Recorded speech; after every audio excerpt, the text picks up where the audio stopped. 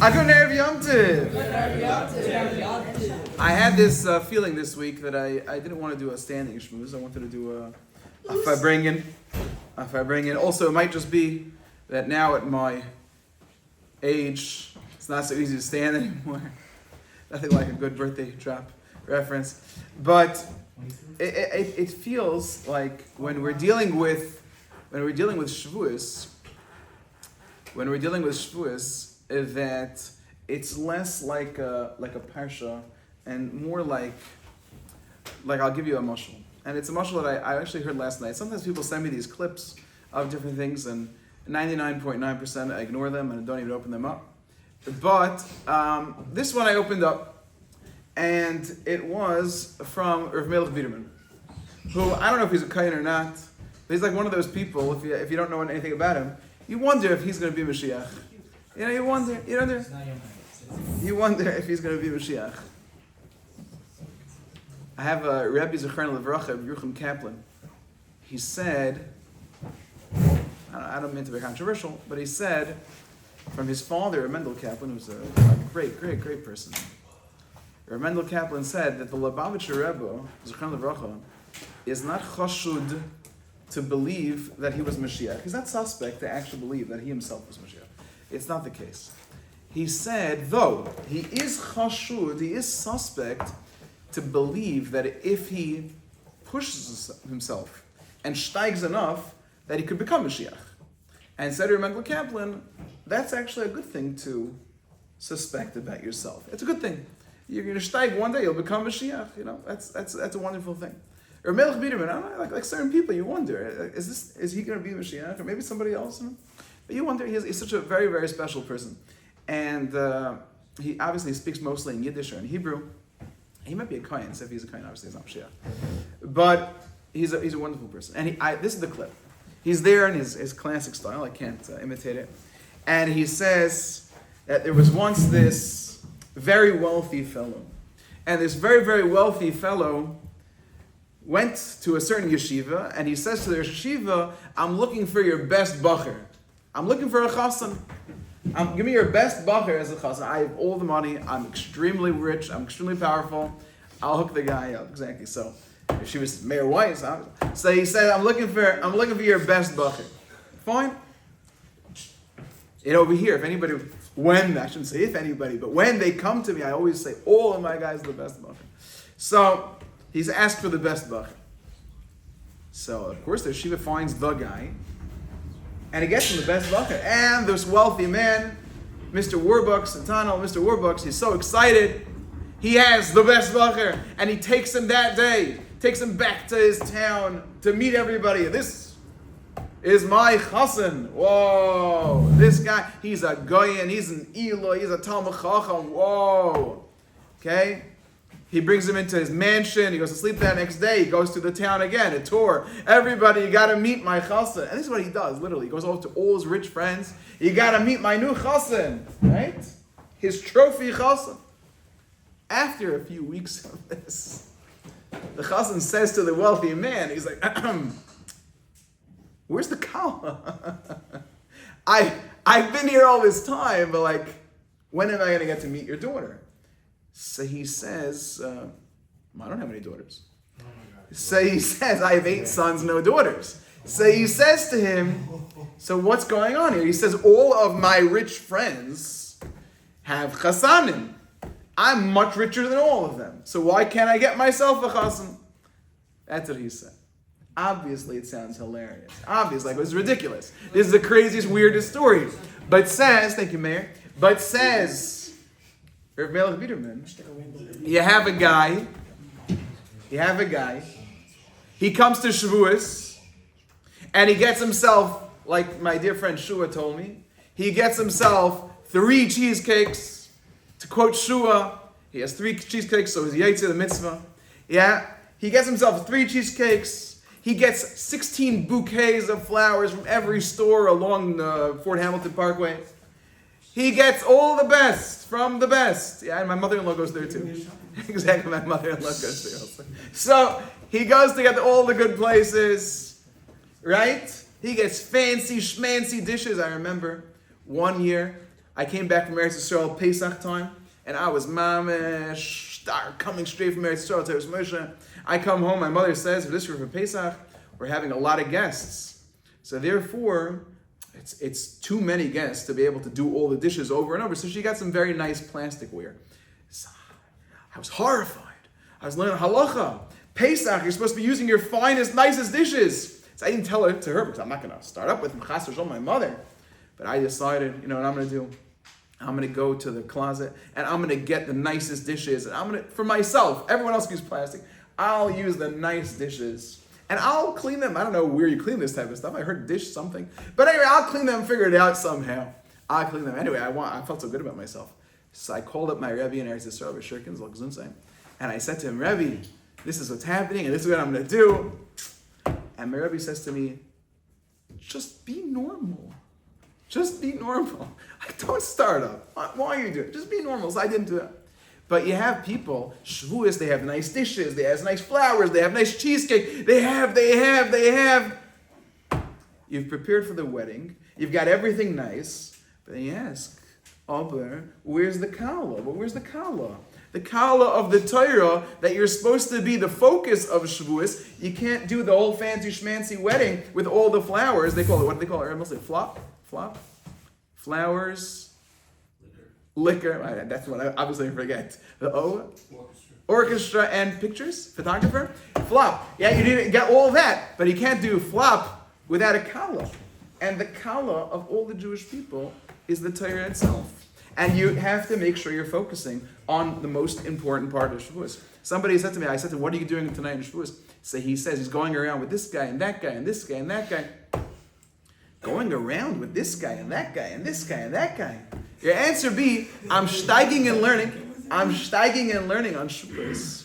I'm steiging and learning on Shavuos. I can't get enough of it. My uncle, who should live and be well, he came to visit Yeshiva a few times.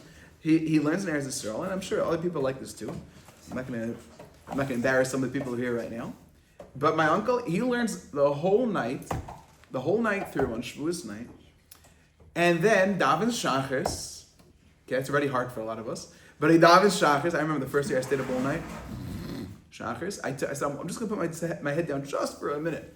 Baruch Hashem, I woke up by Elenu. But he stays up the whole night. He davens shachris, and then he doesn't go home. He stays in shul, and he learns until the Suda.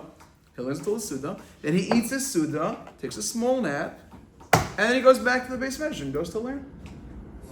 That's what he does. That's what my Rebbe said. I was telling Rabbi Stefanski this morning. My Rebbe Zakheim says that people have a mistaken notion of the minig of Leil Shavuos. The minig of Shavuos is not staying up on Shavuos night. The minig on Shavuos is also staying up all Shavuos night. Also staying up all Shavuos night. Not staying up Shavuos night. Because you're going to be learning the whole Shavuos, and I'm also staying up all night on Shavuos. But not having a plan. I'm going to go around with my friends, and we're going to go here, we're going to go there. Although it's admirable any moment that you get an opportunity to sit and learn, but to have a plan, to have a chavrusa, to be set up, Baruch Hashem, my wonderful son Yaakov, he told me he wants to go learn with a certain person. Can I make arrangements? He'll learn, make arrangements. Pre-plan it that it should be a proper chasana. There's people make a cute thing. They would send out invitations for the chasana between HaKadosh Baruch Hu and the Jewish people that happens on Shavuos morning, Be'ez Hashem, nice early morning chasana. But to have that chasana, you've got to be prepared properly for that bride. I want to share with you something. I don't usually read the sources inside, but I want to share with you something from the Sefer Atar LaMelech. The Sefer Atar LaMelech was written by Rav Pam, for those who've heard of Rav Pam, Tzaddik L'Vracha. He was their Shiva and Torah V'das, and a real Torah leader, transformational Torah leader. I've seen this Sefer a lot. I took peeks, but then I finally got this Sefer. I didn't put it down. It was one of those farm. I just went page after page after page after page after page after page after page until I finished the whole Sefer. I was like, I couldn't put it down. Let's see, you ever have like one of those books you just can't put down? Yeah. This was that. Atar LaMelech, I could not put it down. He very very rare, like a Sefer like this. He comes out of the page. It's like a promise. I'm just talking to you. So I want to read you over this. This is what he says. It's not about Shavuos. It's about Simchas Torah. But my Rebbe, the third time I'm quoting him today, my Rebbe Zakheim always emphasizes there's a Ran in Maseches Pesachim. The Ran says that we count 49 days Till what day? What do you count? What's after 49 days? 50. Shavuos, thank you very, very much. After the 49 days, the 50 days, Shavuos, very good.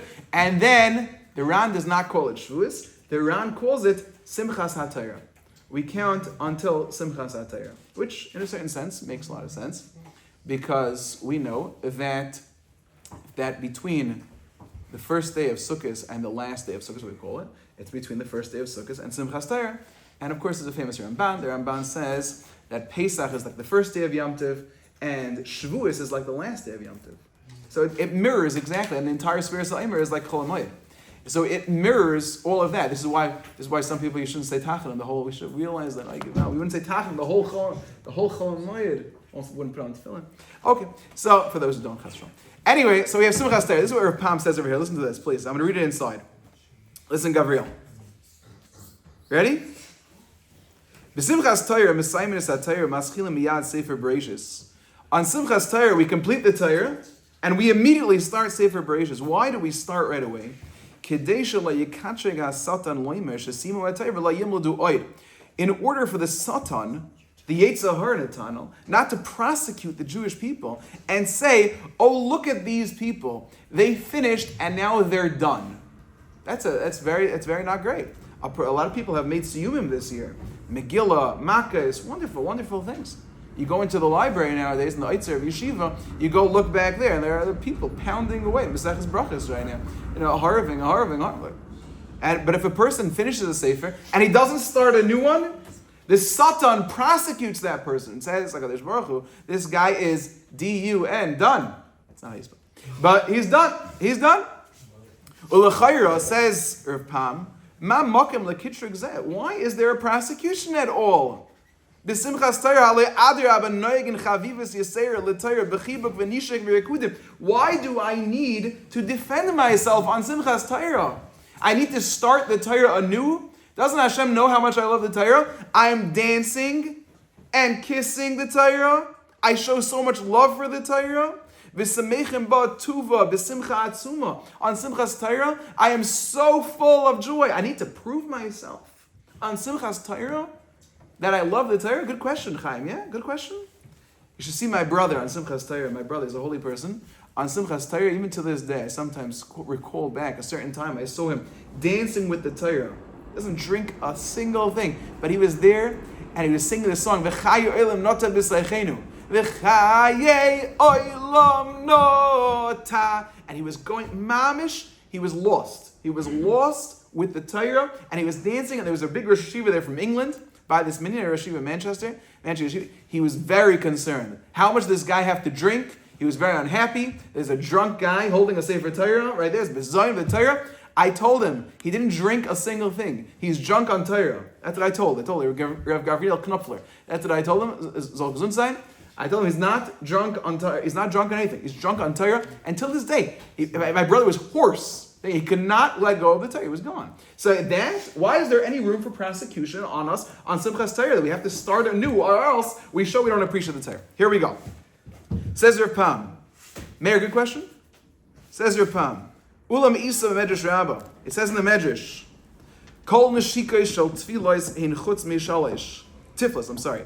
All kissing is bad news except for 3. Number 1, neshika shel prakim. There's something called a neshika because you meet a person you haven't seen in a while. Kegayin Aaron shahalach likras Moshe vayifkesheu bahar lekim vayishek. Aaron had not seen his brother Moshe in a good many years, and he gave him a kiss. It's a kiss. I haven't seen you for a long time. That's one type of kiss. Then there's neshika shel precious. There's a kiss goodbye. Like Shua told me to talk about Megillah's Rus today. Arpa, the sister of Rus, Arpa got married to one of the children of Naomi, and then she abandoned Naomi. She said, you go back to Eretz Yisrael, I'm going to go back to Moav. And she gave her a kiss. Why'd she give her a kiss? To say, kissing you goodbye. We still talk about that. Kissing goodbye. Kiss it goodbye.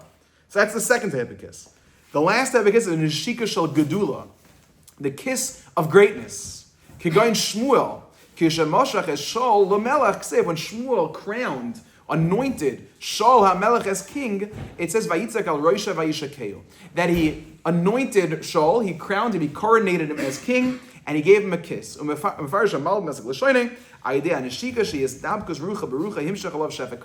there's a kiss of greatness, that he bestows a certain amount of spiritual greatness on a person when they kiss them. So 3 types of kisses, says Rav Pam. Kiss number 1, okay, again, that's not one of these types. That's a good question. What about kissing romantically? That's his first type, meaning there are kisses that are not a romantic kiss, that are these types of kisses. So, kiss number 1 is it's rare. I haven't seen you in a long time, a kiss. Kiss number 2, I'm saying goodbye. And kiss number 3 is that a kiss of greatness. I recognize greatness and I'm connecting myself to greatness. Says Rav Pam, V'libi oimerli. It seems to me, my heart tells me, I think, that when Yaakov also kissed the children of Yosef HaTzadik, says Vayishak lehem, Vayichabik lehem, that was also Hoysa Neshika Shal Gedula Shekivin V'zel Lahatzal Meruchay. Fine, I'm skipping just a little bit here.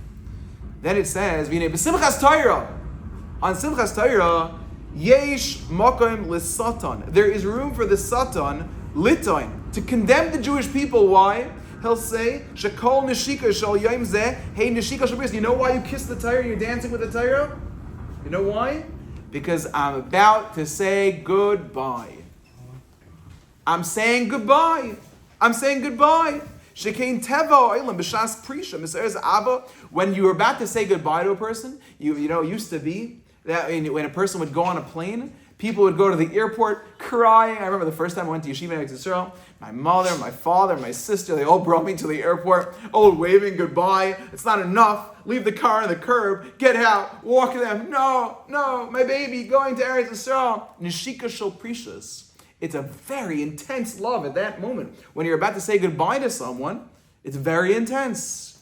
So there's a big feeling of love, and a person kisses it at that time. So says him over here, says Rav Pam, that it's perhaps, that Satan says, you know why they're so full of love for the Torah right now? Because they're about to say a long goodbye. Therefore, we specifically start the Torah anew to show, no, we're not saying goodbye, we're just getting started here. And the kiss that we've given to the Torah and the love we show to the Torah is a sign of the appreciation of the greatness of the Torah. We want to have a spiritual connection to the Torah. Says Rav Pam, the final paragraph. Mo'oid, very, very much. A person should think about this Chaim when he's dancing with the Torah. That a person should use that opportunity. It's the best time to connect a person with his full heart, his full soul. To be connected to it forever. And to daven at that time on Simchas Torah when I'm dancing with the Torah, that the Torah should never leave me, it should never leave my children, it should never leave my grandchildren. To daven right at that time. That's what Rav Pam says here. You have to know, I'm so excited. Am I excited? Am I emotional because I'm saying a big goodbye? Or am I emotional because I'm saying a big hello? That's the question. Because I'm saying a big hello to something so great, something I can never give up. You're having Shavuos night tonight. You're ready for an exciting night. Your exciting night. But is it an exciting night, or is it a goodbye party? A Sudas Preda, Chas v'Shalom, where a person is rejoicing, getting together, but it's my farewell address to the Torah? Or is it my exciting night, where I'm so excited to get things started? There's a certain jealousy I have for the people who live in the Southern Hemisphere. If you live in Australia, if you live in Brazil, you live in these places, the school year is only just getting started now. It's only just getting started. And while we have Shavuos at the end of the year, they have Shavuos in the beginning of the year. It's pretty surprising.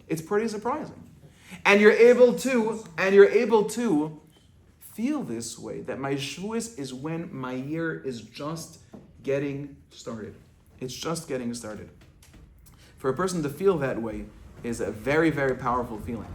It's a very powerful feeling. Rabbi Milstein's Rebbe, my brother's Rebbe, Shmuel Berman, Zecher Tzadik Levracha, often recounts a very nearly tragic episode in the history of the Jewish people. The Holocaust had ended. The Holocaust had ended in 1945. And the Mir Yeshiva that had escaped miraculously throughout Russia with the help of people who were the biggest Seinei Yisrael, people helped them out, Nazis signed papers for them to get free. Stalin prepared a train for them to go express across the entire country. They survived in a country where everyone was dropping dead on the street, in China and in Japan.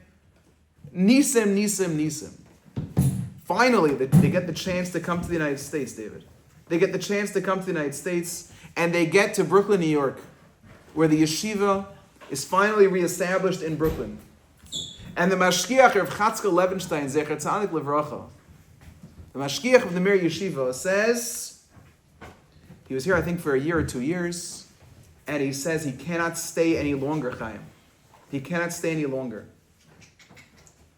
And he says the famous line.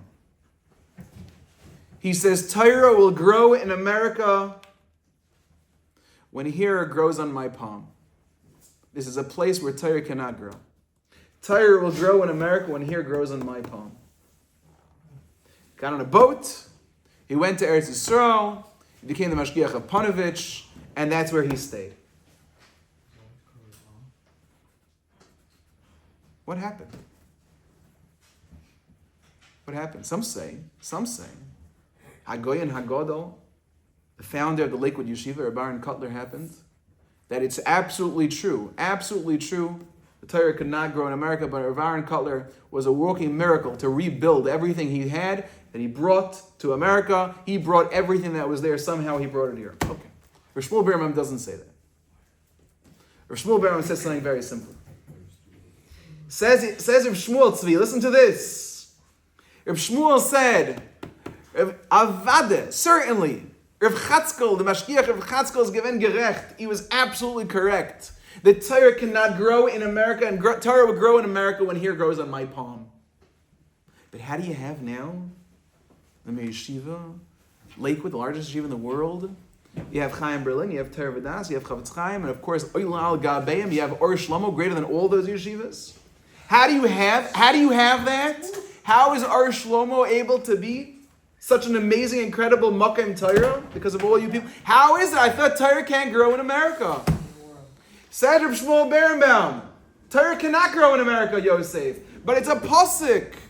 The pasuk says, and we say it every single day in davening, Lo yamush ha-Torah mipinu mipizarenu v'zerezarenu ad oilam. The Torah can never be forgotten from us, from our children, from our grandchildren. The Torah can never be forgotten. Absolutely. As it relates to nature, no way Torah can grow in America. This country is too much at odds with what is right and correct and real and powerful and pleasurable and happy. This country is too much at odds with that. And Rav Chatzkel saw that already in 1948. He saw that. It's too much at odds with that. But at the end of the day, HaKadosh Baruch Hu said, I promise, you'll never be without the Torah. So you're right, it can be at odds. It won't. It has to. Hashem said, I promise it has to be that way. I promise it has to be that way. And that's why in the year 2026, you can be in Flatbush and you can have everyone learning Stark on a Shavuos night. Because they say, Hashem promised, it's for me, it's for my children, it's for my grandchildren, it's for them and them and them and them and them and them and them.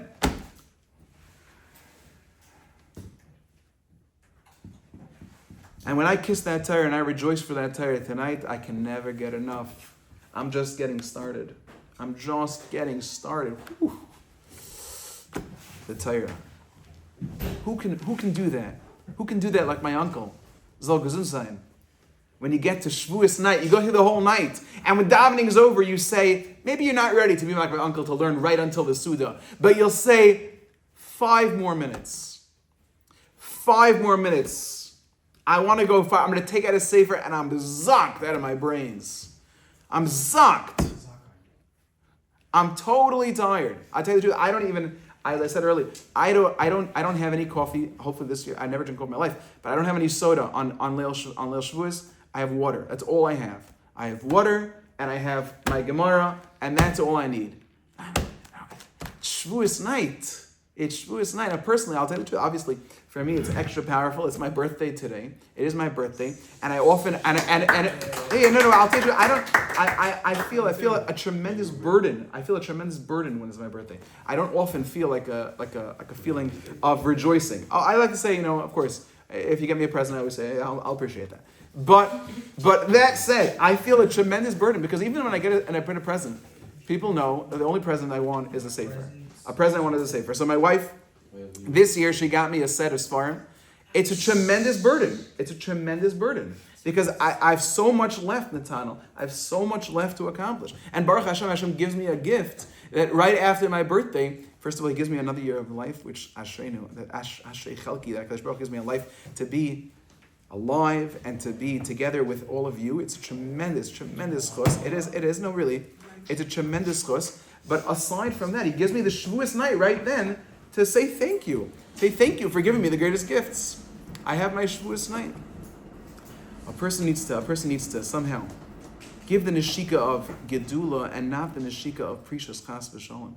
So that when tomorrow morning comes around, it's the morning of Shavuos. We all know that's the morning. You don't want to sleep in on Shavuos morning. That's the morning we push ourselves more than any other morning. Somehow tonight we push through. I will say that I say to that person and all those people who are associated with that person, if you are planning on going around tonight, spend at least 40 minutes in one location so you could learn Torah in that one location. An hour and a half is even better. Rabbi Edelman has told me telepathically that he will be available all night for the Olam to learn with them. And Milstein also available all night. Stefanski for sure will be available all night. No, really. And if you're willing to walk to Lakewood, I'll see if I have a few minutes for you. But Be'ez Hashem, this year, when we go to Matan Torah, I want to finish one last thing. When you go to Matan Torah this year, you should feel it. I said an idea. I said it in class. I just love this idea. We say in Noidalacha, we say in benching, Noidalacha Hashem Lekeinu, Al Shenchalta Lav Eseinu, Eretz Chemda Tov V'Rechava. We say in benching, we thank HaKadosh Baruch Hu for a lot of things. In fact, those are extremely required, and those people who are learning Maseches Brachos on their free time, you're going to learn all about those requirements. Yeah, no reason to make interesting noises, but I do appreciate them as well. So, it says over here like this, Noidalacha Hashem Elokeinu, Al Shenchalta Lav Eseinu. Listen to this. Thank you, Hashem, Shenchalta Lav Eseinu, Eretz Chem Tov V'Rechava, that you've given us Eretz Yisrael as an inheritance. That you have redeemed us, you have taken us out of Egypt, we're no longer slaves, and we're no longer, and we get to have the mitzvah of a bris milah, you teach us the Torah, etc. Very obvious question. I think I saw this from the name of Shmuel Haminer.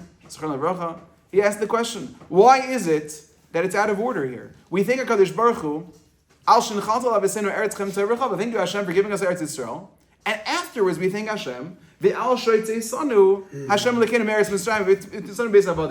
then afterwards, we thank Hashem for taking us out of Mitzrayim. You think Hashem first for giving us Eretz Yisrael, and only afterwards for taking us out of Mitzrayim? What came first? Mitzrayim, right? We came out of Mitzrayim first. So he says like this. Thank you, Mayor. He says like this. He says that it's actually an absolutely correct order. It's in the correct order. Who did Hashem give Eretz Yisrael to? He gave it to Avram, Yitzchak, and Yaakov, our forefathers. You know when that happened? It happened a very, very long time ago. It says Shmuel Haminer, it says in Pesach. When did we get out of Mitzrayim? Today. We're supposed to understand. I got out of Mitzrayim today. You're supposed to feel like it happened today. Chayiv Adam Liras is Atzma Kilu Hu Yatzim Mitzrayim. Every person has to see himself, Moshe, as if he left Mitzrayim today. You understand that? So therefore, the order is perfect. Thank you, Hashem, for giving Eretz Yisrael to our forefathers, and also thank you for taking me out of Mitzrayim. He says that it makes a lot of sense also, because the words are, you gave that to our fathers, you took us out of Mitzrayim, not our forefathers out of Mitzrayim. So far, so good. The next part is, we're thanking you not for the Torah that you gave us on Har Sinai in the year 2448. You're thanking Hashem for the Torah that he is teaching you when? Now. Today. 5786. Today, Erev Shavuos, HaKadosh Baruch Hu is teaching you Torah today. And that's why we thank him in benching. Thank you, HaKadosh Baruch Hu, on the Torah that you taught me. You taught me today, you taught me yesterday, and Be'ez Hashem, you'll teach me tomorrow. But it needs to feel like it's happening today, because that's the emes. HaKadosh Baruch Hu is teaching you. There's a sefer called Chovos Talmidim. The sefer Chovos Talmidim says that whenever you learn a sefer, you're supposed to imagine to yourself as if the author of that very sefer is talking to you right now and presenting it. If you could try to imagine that, it's perhaps quite difficult. But you're supposed to internalize, the author of the sefer is talking to me right now. And guess what? The author of the sefer of Torah Shebechsav and Torah Sheba'al Peh is Hashem Yisbarach. And he is teaching you the Torah right now. That's what you're supposed to go into tonight. Cheesecake, very, very important. It is. Cheesecake is very important. I don't stop minhagim with Klal Yisrael. Cheesecake is very, very important. 3 cheesecakes, still important. Cheesecake, very, very important. Very important. Cheesecake. One of the biggest masmidim talmidim ever came out of Torah's Moshe. He just put out a sefer on cheesecake. Okay, that's already interesting. But cheesecake is very important. Very important. Megillas Ros, extremely important. But not once do we say in davening that it's the Yom Tov of Matan Givino Yisenu. It's not the Yom Tov of giving us cheese. We don't say it's the Yom Tov of even Matan Sefer Megillas Ruseinu. We don't say that either. We don't say it. It's the Yom Tov of Matan Torah Seinu. It's the Yom Tov HaKadosh Baruch Hu gives us the Torah. The Yom Tov HaKadosh Baruch Hu is the Torah, and we learn it from him every single day. It's going to be marvelous. You're going to see tonight. You're going to go to this one shul and you say, I'm going around. And you get there, it's my chasana. I'm not going anyplace else tonight. Nobody has ever gone to 2 chasanas on the same night when one of them was their own, right? You don't go to 2, I hope not. You don't go to 2 on the same night. Even when Yaakov got Leah and Rachel, he made sure to wait. You don't go to 2 chasanas. Tonight you're going to go to your chasana. Be'ez Hashem, you're going to be zeicha to Torah, will be zeicha to the Torah, like Yom Torah, mipino v'pi zarenu, v'zera zarenu, may atah v'yada alone, Be'ez Hashem. Everyone should have a beautiful Shavuos, Be'ez Hashem.